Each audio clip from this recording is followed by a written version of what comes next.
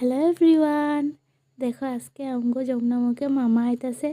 फ्लाईओभारটা opening करार लगे देखो कि सुंदर करे डेकोरेशन करছে जेहेतु आज के मामा आइबो मामा आया ओपनिंग करबो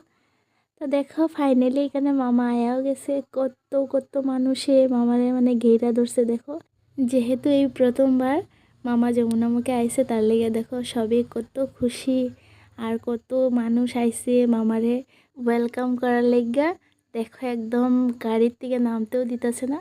তারপর ফাইনালি মামা স্টেজে উঠেও গেছে স্কুল বিলাকে তাতকৈ বেছি টকা নাপাইছিল এতিয়া আমি নতুন সিদ্ধান্ত লৈছো যে আমাৰ অসমৰ প্ৰত্যেকখন হাই স্কুলকে পৰ্যায়ক্ৰমে